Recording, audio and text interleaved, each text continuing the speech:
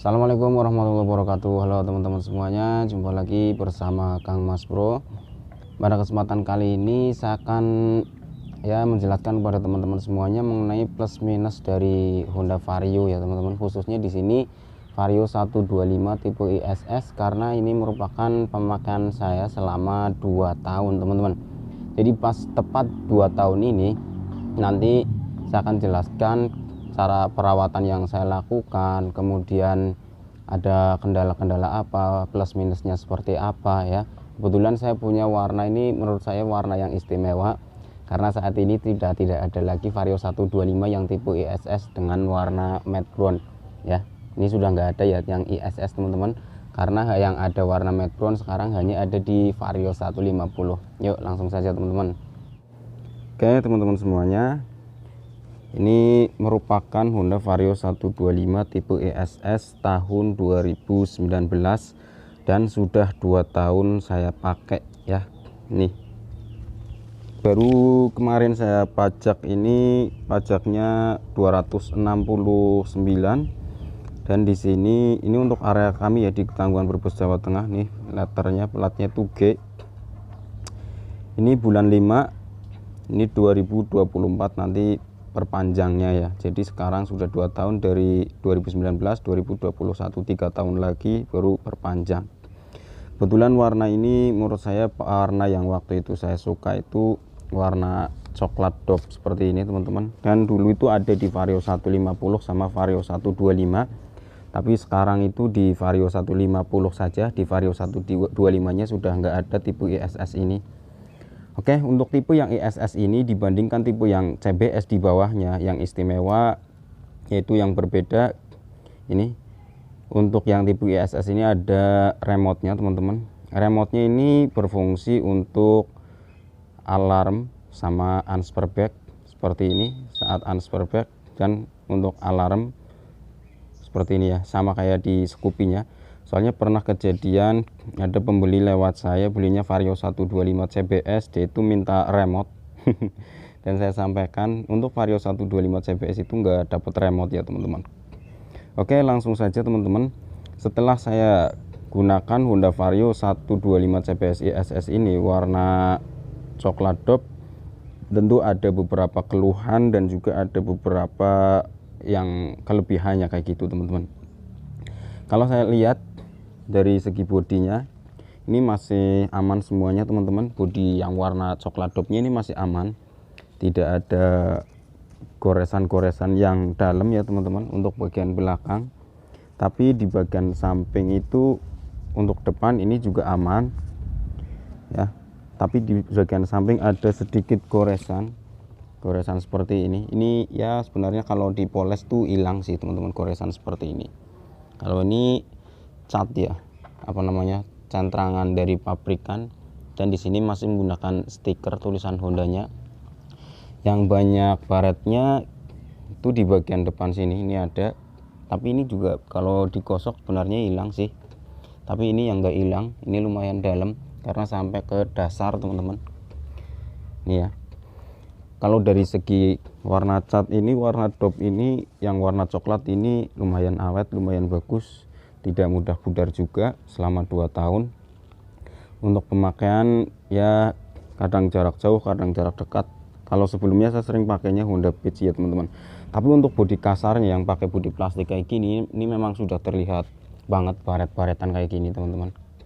Ya di bagian samping sini terlihat banget.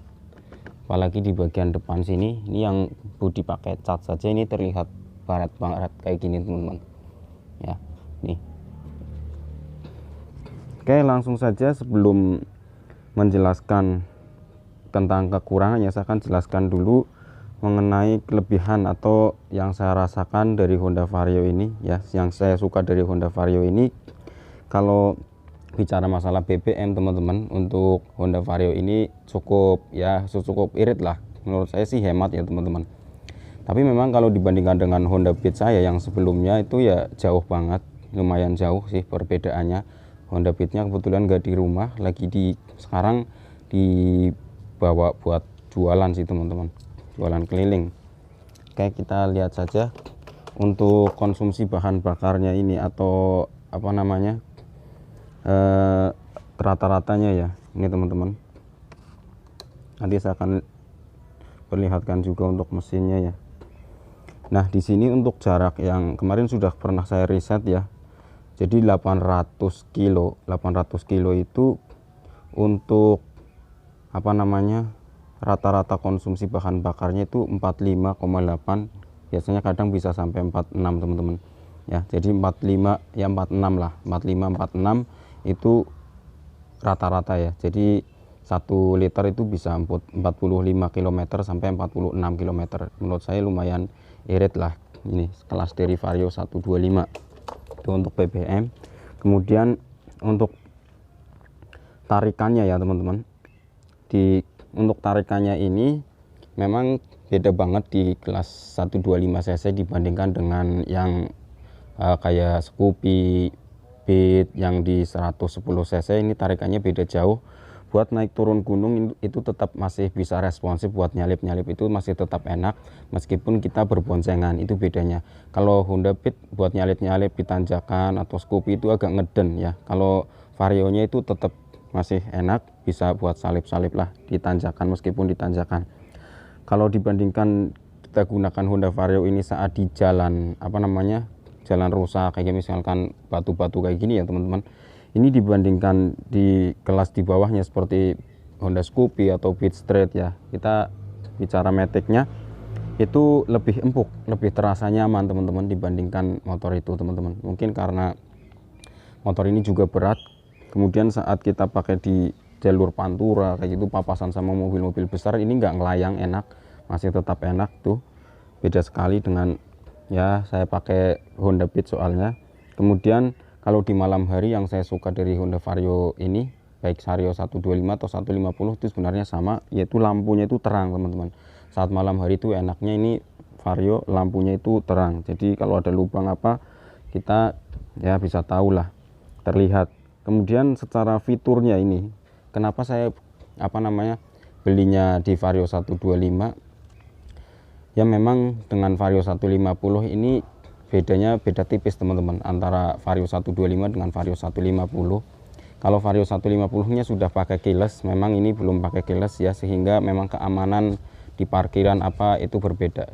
Sedangkan yang pakai keyless itu tentu jauh lebih aman sih teman-teman. Kalau secara fiturnya antara Vario 150 Vario 125 itu sama saja menurut saya. Yang berbeda pada bagian panel meternya itu hanya pada bagian informasi keylessnya saja sih teman-teman ya. Secara di sini untuk bagian sini ya sama, ada kontrol lampu jarak jauh dekat, klakson, kemudian lampu sen ya. Kemudian di sini ada tombol starter dan ada idling stop system.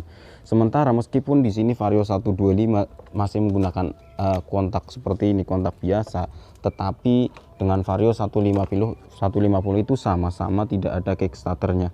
Dan selama ini untuk aki tetap masih aman sih teman-teman.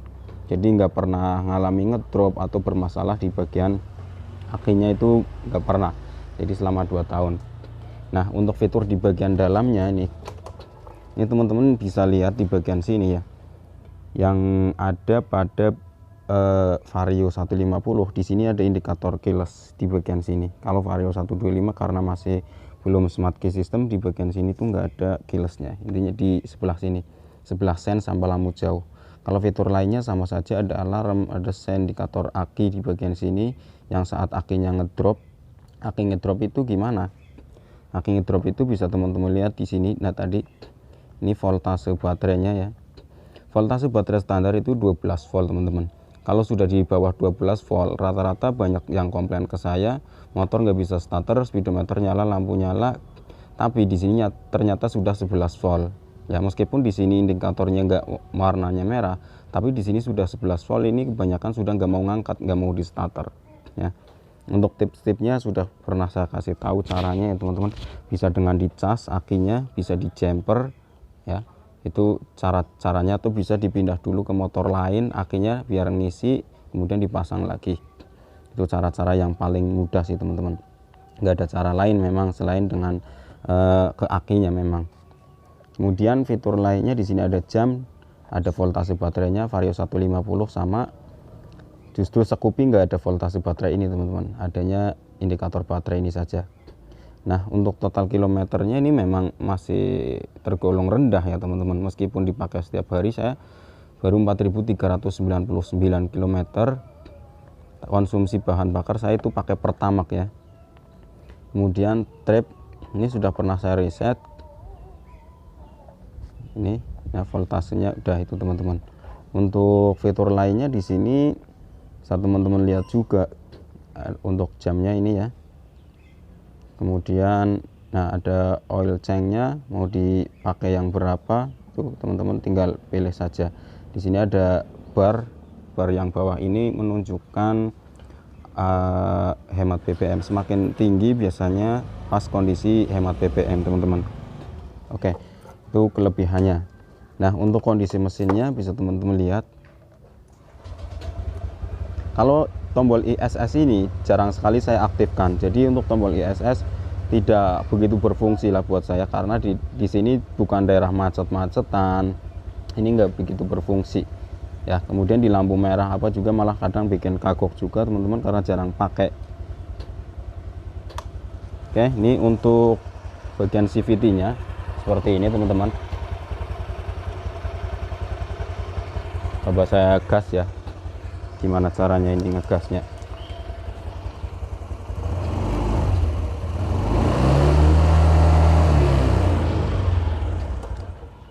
Nah itu teman-teman. Untuk apa yang pernah saya ganti, belum ada yang pernah saya ganti.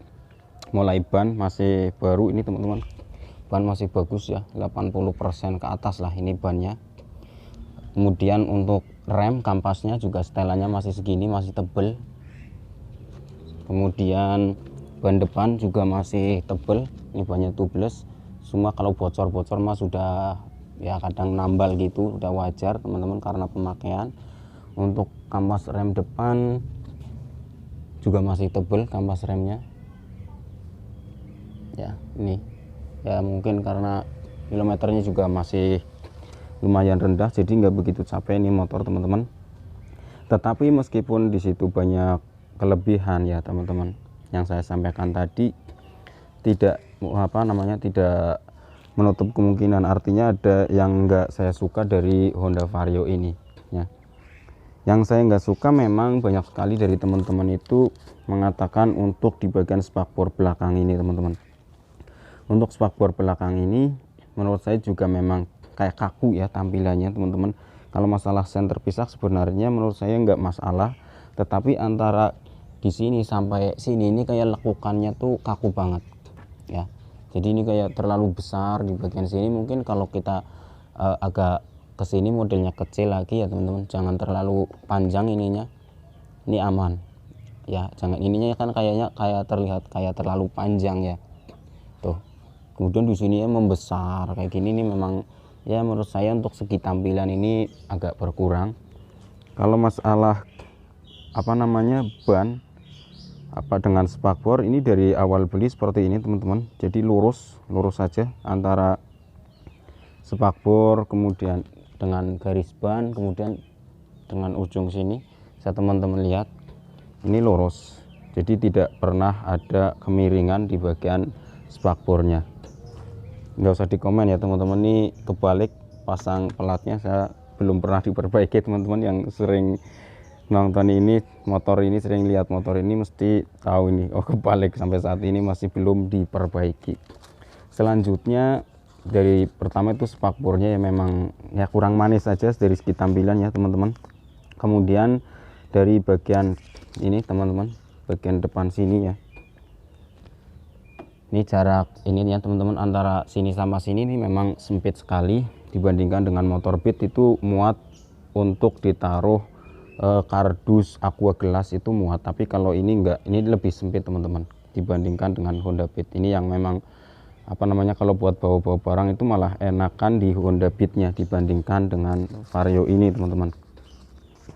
Yang selanjutnya kalau dari segi rem ini teman-teman, buat ngebut-ngebutan apa ya teman-teman, remnya itu memang tidak sehebat pada Honda kayak motor bebek atau motor sport ya teman-teman. Kalau motor bebek kan itu pakainya rantai sehingga untuk pengereman lebih maksimal khususnya di turunan. Kalau mau pakai motor matic itu kan terasa kadang suka ngelos kayak gitu ya. Kemudian buat ngerem mendadak saat ada lubang atau ngerem mendadak ada yang di depannya berhenti, ini memang beda banget dengan motor yang bebek bisa dibantu dengan gigi, atau motor sport motor yang pakai kopling itu ya bisa dibantu dengan pengereman di koplingnya. Itu memang beda. Kalau pakai matic ya tetap matic apapun kayak agak ada ngelos-ngelosnya lah buat turunan atau buat kebut-kebutan teman-teman.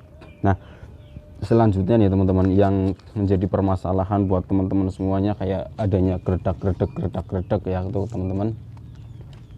Kalau yang saya alami sampai saat ini sih nggak merasakan gerdak-gerdak yang parah ya.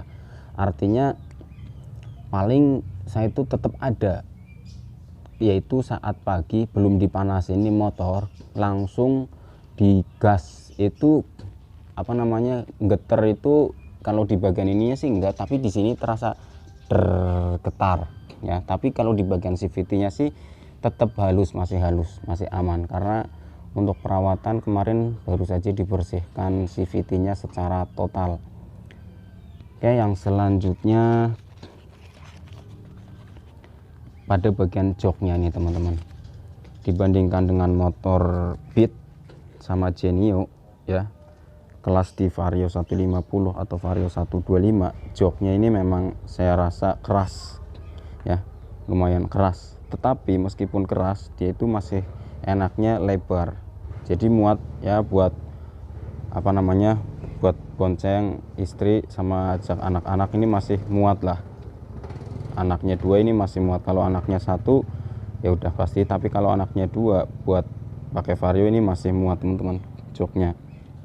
Kalau pakai anak 1 pakai anaknya 2 pakai Honda Beat ini udah sempit banget di belakangnya tuh. Kemudian bagasinya juga luas, bagusnya lumayan lah buat bawa-bawa barang saat berbelanja, meskipun di bagian depan ini apa namanya kecil, tapi di bagasinya ini lebih luas.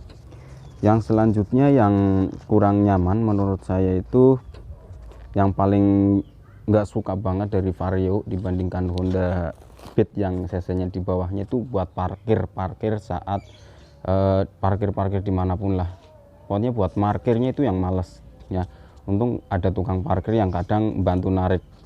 Kalau nggak ada tukang parkir, ada tukang parkir tapi nggak mau narik motornya, cuma narik duitnya, ini yang males teman-teman. Jadi untung dibantu sama tukang parkir buat narikin. Kalau nggak itu males. Kalau masih posisinya masih naik ini buat maju mundur, apalagi jalannya nggak rata, itu susah, harus turun dulu, kemudian diturun didorong sendiri aja masih apa namanya masih berat teman-teman, dibandingkan dengan motor kelas Honda Beat, Honda Scoopy. Dulu kenapa saya pilih Vario ya, dulu sebenarnya pengen banget tuh motor Scoopy ya teman-teman, tapi saya pikir lagi, saya udah punya Beat dengan cc yang sama, kemudian ya daripada saya ngambil Scoopy dengan masih cc yang sama, harganya juga nggak beda jauh, saya akhirnya memutuskan ambil di Vario 125 teman-teman ya. Kenapa nggak Vario 150 ya, memang harganya juga udah jauh lah antara Vario 125 sama Vario 150. Saat ini saja selisih kurang lebih 3 jutaan. Memang kalau melihat dari bagian luar, ini yang berbeda itu model catnya sama tampilan footstep belakang. Ini yang Vario 150 pakai yang model apa namanya aluminium ya teman-teman, lebih bagus. Dan untuk catnya juga Vario 150 itu full sampai sini cat, bukan kayak gini, ini kan bodi plastik teman-teman.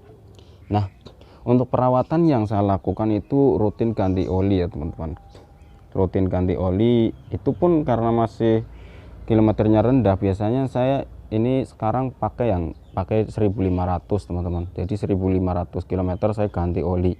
Jadi kalau ini berarti baru berapa kali ganti oli. Kemudian air radiator belum pernah ngisi lagi. Kemudian gardan, oli gardan saya belum pernah ya. Satu kali oli gardan sudah saya ganti 1 kali. Kalau oli mesin mah ya udah sering ya teman-teman. Kemudian untuk pembersihan CVT dari beli ya, saya nggak pakai buku servisnya, nggak saya pakai, sehingga ini bodinya tuh masih kencang semuanya, karena belum pernah dibongkar di ahas. Ini belum pernah teman-teman, jadi bodi tuh masih kencang tuh, bodinya kencang. Cuma ini nih kayak gini, jadi wajar lah. Ini busi tapi masih kencang semuanya, di bagian depan juga masih kencang semuanya, karena dari pertama beli ini nggak pernah pakai buku servis, jadi nggak pernah dibongkar. Bodi-bodi itu nggak pernah mengalami pembongkaran atau pelepasan. Paling di sini pembersihan CVT baru 2 kali teman-teman. Yang pertama udah lama, yang kedua yang kemarin baru dibersihkan 2 kali kemarin tuh. Oke, itu tadi teman-teman untuk kelebihan dan kekurangan dari Honda Vario. Kalau saya pribadi sih merasa cukup puas dengan Honda Vario 125 ini, dan belum pengen ganti model yang lainnya ya, tapi pengennya nambah lah, pengen nambah sih, nambahnya yang Scoopy teman-teman. Oke, silahkan teman-teman tuliskan pengalaman teman-teman yang sudah pakai Honda Vario baik 125 atau 150 dan bagaimana cara perawatannya ya. Oke, mudah-mudahan bermanfaat buat teman-teman semuanya mengenai apa yang saya sampaikan ini apa adanya ya, bukan dibuat-buat, tapi memang itu yang saya rasakan dalam penggunaan Honda Vario 125 ini untuk 2 tahun penggunaan. Oke, sekian dari saya, terima kasih sudah nonton. Assalamualaikum warahmatullahi wabarakatuh.